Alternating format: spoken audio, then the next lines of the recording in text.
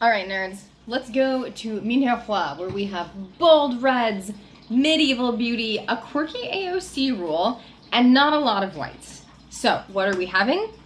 A white blend, obviously.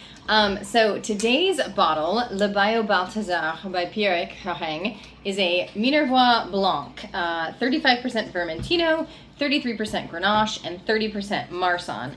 More on the specific wine in a bit. First, let's talk about Minervois, the different grapes, what we're expecting, and then a little more about this wine specifically. Then obviously we'll taste, discuss what wines you might like if you like this, possibly discuss some pairings.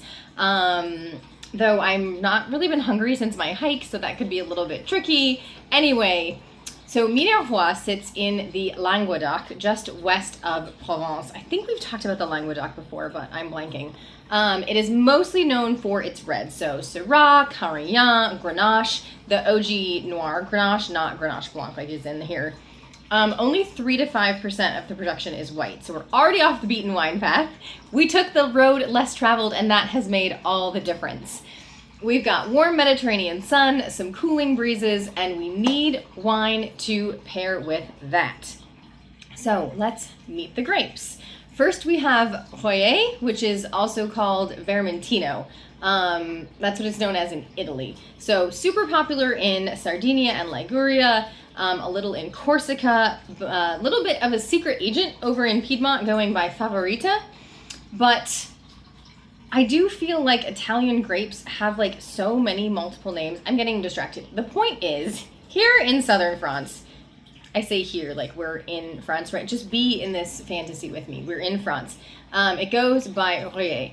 So think like limes, grapefruits, probably white grapefruit. I'm not thinking ruby red. Green apples, almonds, and possibly some daffodil.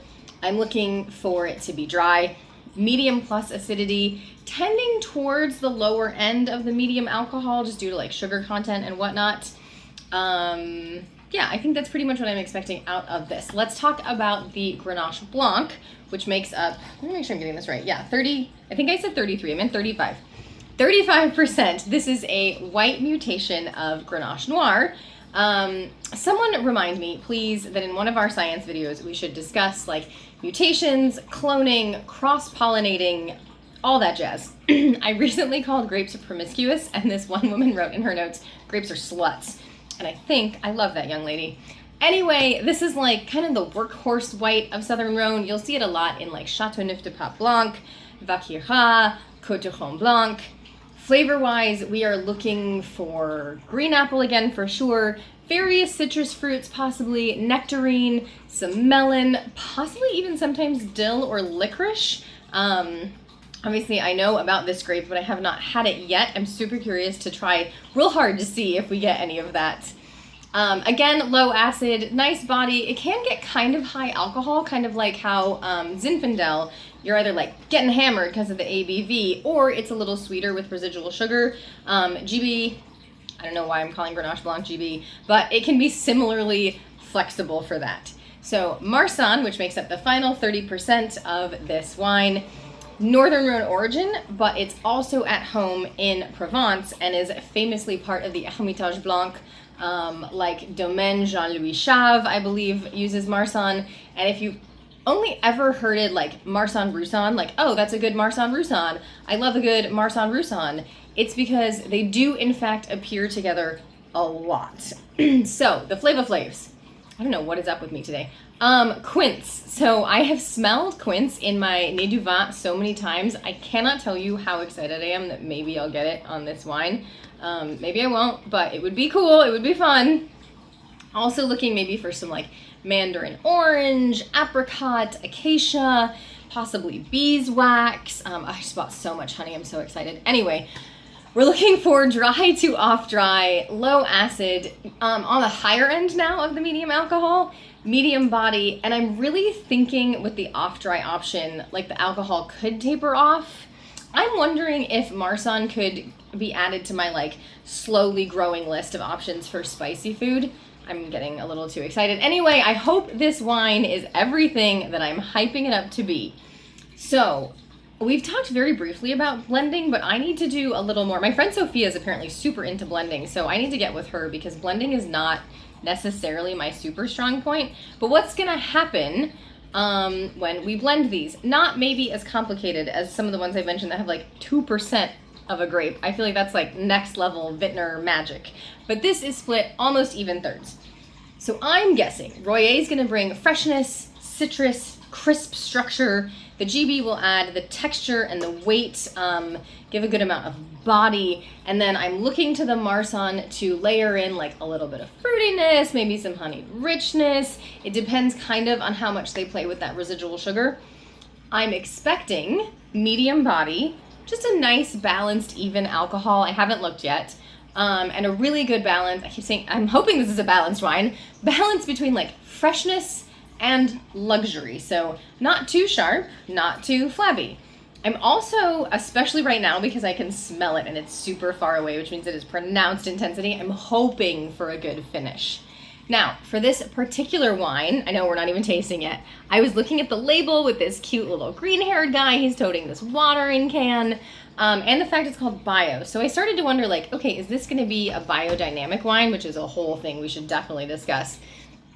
Pierrick Harang, I'm pretty sure that's right, appears to have started as like this co-op wine producer and then also began making his own wines. This is one of, I should gesture it, this is one of his productions and it's certified Eco-French Bio 1.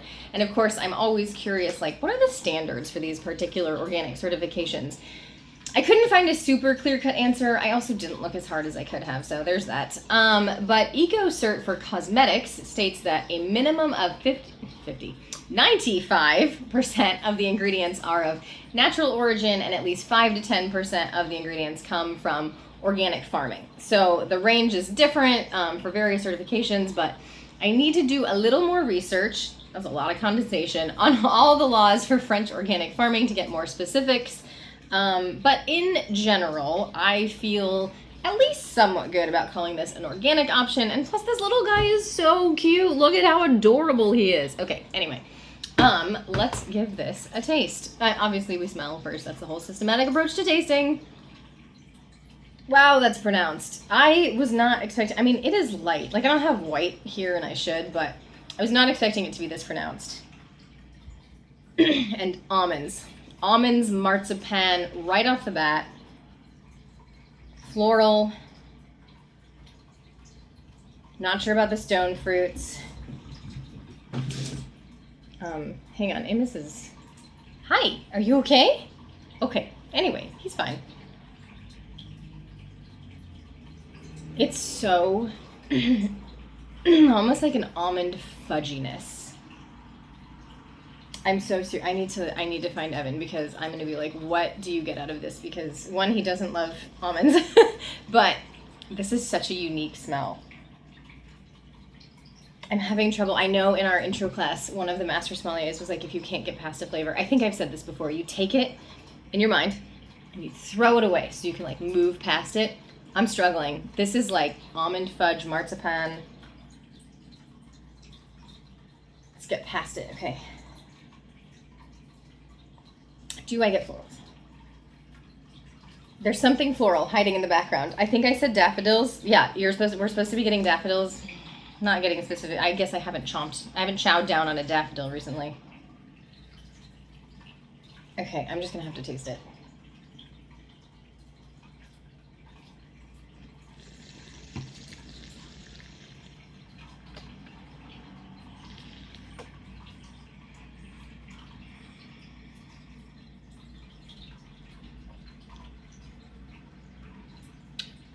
Wow, that's good. This was $12. Okay. I definitely get, I think I said peach, I get nectarine. Slightly underripe, slightly under the crunchy nectarine, where you enjoy the flavor, but the texture is like, what's happening here? Some lime zest.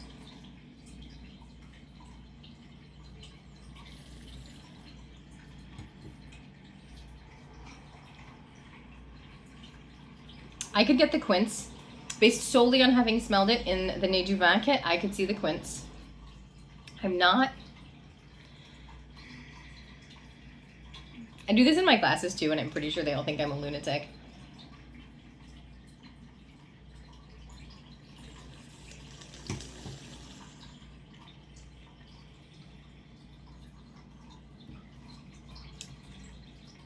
If I think really hard about it, I could get the La Croix of anise. What a weird...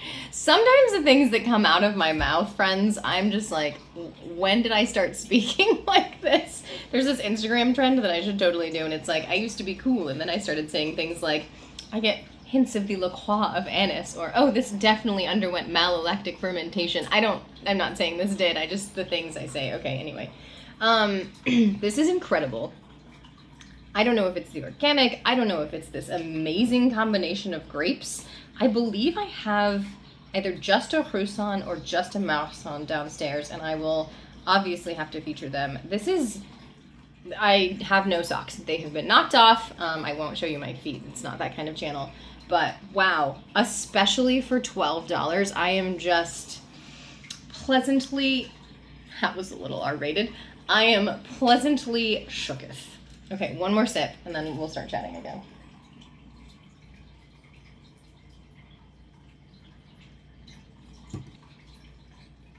Okay.